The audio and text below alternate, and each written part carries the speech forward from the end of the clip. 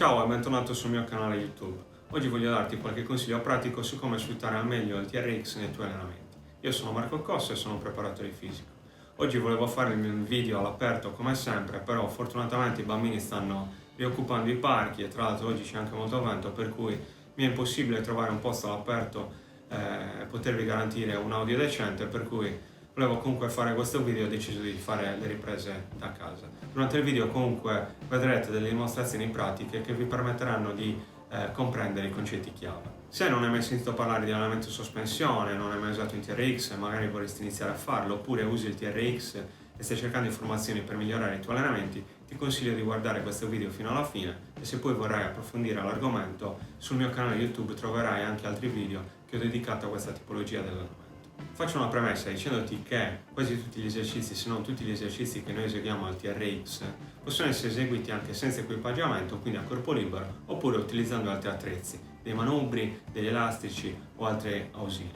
Questo significa che fondamentalmente i movimenti sono gli stessi, quello che cambia spesso è il tipo di tensione muscolare, oppure l'esercizio viene leggermente modificato per adattarlo all'uso dell'attrezzo. E questo significa anche che gli errori tecnici che noi possiamo commettere sono più o meno gli stessi, che noi eseguiamo l'esercizio a corpo libero, che eseguiamo l'esercizio al TRX oppure utilizzando altri attrezzi. Quindi gli errori tecnici che noi possiamo commettere eseguendo un piegamento sulle braccia a corpo libero saranno gli stessi che noi potremo commettere eseguendo il piegamento sulle braccia al TRX. Oggi però non voglio concentrarmi su questi dettagli tecnici perché ci vorrebbe un video soltanto per parlare di piegamento sulle braccia, mentre vi darò dei consigli generali che potrete applicare alla maggior parte degli esercizi e migliorare i vostri allenamenti. Uno degli errori comuni che si commette nell'uso del TRX, specialmente negli esercizi di trazione, nello specifico al termine della fase concentrica del movimento, è la perdita di tensione sulle cinghie durante il movimento. Questo è un errore importante perché nel momento in cui noi perdiamo tensione sulle cinghie, anche i muscoli coinvolti nell'esercizio si rilasseranno e quindi perderemo tensione muscolare e questo si tradurrà anche in un minor lavoro muscolare al termine della serie. Inoltre questo errore comprometterà la fase successiva di ritorno eccentrica perché seguirà un secondo errore quasi a catena, che sarà quello di eseguire una sorta di movimento di caduta all'indietro per andare a ricercare e ritrovare tensione sulle cinghie del TRX e facendo questo avremo perso altri gradi di tensione muscolare e inoltre dovremo focalizzare l'attenzione sul decelerare e frenare il corpo per evitare la caduta all'indietro invece che guidare attivamente il corpo nella fase eccentrica e consapevolmente mantenere tensione muscolare. Quindi il primo consiglio che ti do è quello di mantenere tensione sulle cinghie per tutto l'arco del movimento. Ma questo non soltanto negli esercizi di trazione, ma in tutti gli esercizi. Mantenendo tensione sulle cinghie riusciremo a mantenere elevata la tensione muscolare, anche in distretti muscolari lontani rispetto alle articolazioni principali coinvolte nel movimento. Il secondo consiglio che ti voglio dare riguarda principalmente esercizi statici come il plank e le sue varianti, esercizi di trazione, esercizi di spinta ed esercizi anche rotazionali che possiamo eseguire con il TRX. Si commette spesso l'errore, ma chiaramente non soltanto con il TRX ma in generale, di non mantenere un assetto corretto, di non mantenere un giusto allenamento corporeo durante il movimento.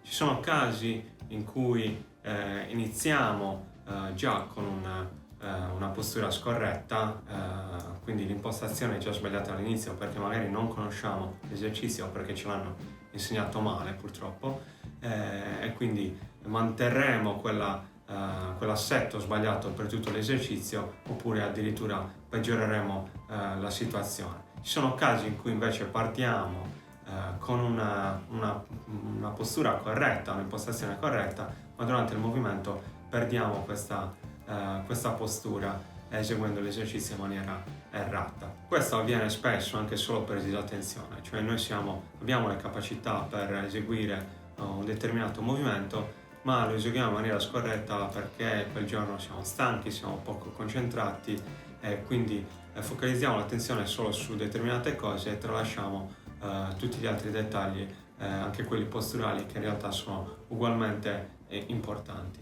Diverso il caso invece in cui noi non abbiamo le capacità per compiere quel movimento correttamente e quindi e in quel caso l'esercizio risulta essere troppo difficile per noi e quindi è necessario regredire e utilizzare altri esercizi più semplici per poter imparare l'esercizio e imparare a stabilizzare e a mantenere la corretta postura per tutto il movimento. C'è inoltre da dire che spesso l'approccio all'esercizio è sbagliato, abbiamo un approccio superficiale e riduttivo all'esercizio. Questo avviene perché ci concentriamo soltanto su determinate cose, cioè siamo presi dal concentrarci per esempio solo sull'aspetto muscolare del potenziamento di certi muscoli perché abbiamo letto o ci hanno detto che quell'esercizio potenzia quel muscolo o quei due muscoli, come se i muscoli lavorassero singolarmente. E quindi questo comprometterà completamente l'esecuzione dell'esercizio, perché concentreremo l'attenzione solo sull'aspetto muscolare, quindi faremo l'esercizio senza pensare al come, perché nella nostra testa dobbiamo fare l'esercizio, dobbiamo farlo ripetutamente per potenziare il più possibile quei muscoli, quando invece spesso il fare meno ma il fare molto bene è molto più produttivo del fare tanto. Se noi prendiamo come esempio un piegamento sulle braccia, perché le persone eseguono i piegamenti sulle braccia? Eseguono perché sanno che il piegamento sulle braccia potenzierà i muscoli gran pettorale, i muscoli tricipiti, che non è sbagliato, però questo è un piccolo pezzo del puzzle ed è un approccio molto analitico, molto riduttivo in un esercizio che invece ci può dare molto di più. Quindi con questo approccio molto superficiale finiremo a eseguire un piegamento sulle braccia concentrandoci solo sulle aree del torace e delle braccia, senza poi pensare in realtà ai dettagli posturali di tutto il resto del corpo. Se poi prendiamo come esempio un altro esercizio come il plank, perché le persone eseguono il plank?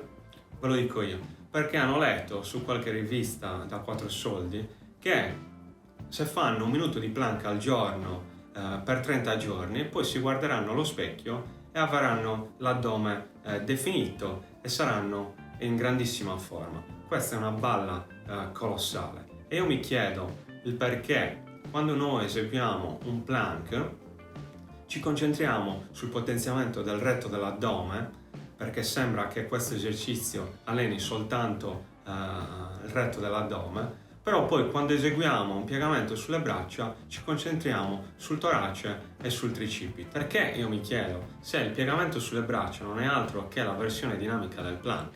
Nel plank siamo fermi, nel piegamento sulle braccia ci muoviamo in alto e in basso. Quindi l'esercizio è lo stesso, anzi il plank è un esercizio propedeutico al piegamento sulle braccia. Se noi non siamo in grado di tenere un plank sia sui gomiti sia sulle mani con i gomiti estesi per un tempo almeno decente, sarà, mantenendo una corretta postura, sarà molto difficile eseguire dei piegamenti delle braccia corretti. Quindi il mio consiglio, che poi può essere applicato negli esercizi con il TRX ma in qualsiasi altro esercizio, è quello di avere un approccio molto più dettagliato, molto più profondo e cercare di capire che in qualsiasi esercizio che voi facciate, anche un curl con bilanciere, ci saranno sempre muscoli principali che vi permetteranno il movimento, ci saranno muscoli che aiuteranno i muscoli principali a compiere il movimento e poi ci saranno muscoli che più o meno lontano dalle articolazioni principali coinvolte permetteranno di stabilizzare le articolazioni e mantenere una corretta postura. L'ultimo consiglio che vi voglio dare è un consiglio per rendere i vostri allenamenti col TRX più vari e anche più allenanti se siete già bravi, ed è quello di giocare sui tempi di esecuzione del movimento, aumentando i tempi di tensione muscolare e quindi aumentando anche il lavoro muscolare nella serie. Come possiamo fare? Possiamo per esempio eseguire delle eccentriche molto lente, quindi dei lavori eccentrici da lunghi a molto lunghi, controllando il movimento e controllando la postura del corpo durante il movimento. Possiamo eseguire dei fermi, delle pause, sia tra la fase concentrica e la fase eccentrica del movimento, oppure tra la fase eccentrica e la fase concentrica del movimento. Possiamo effettuare delle pause intermedie al movimento, delle pause che possono andare da 1 secondo a 5 secondi o di più se volete. Delle pause che devono essere delle pause però attive, nel senso che non ci fermiamo e ci rilassiamo, ma ci fermiamo per 3-5 secondi e attivamente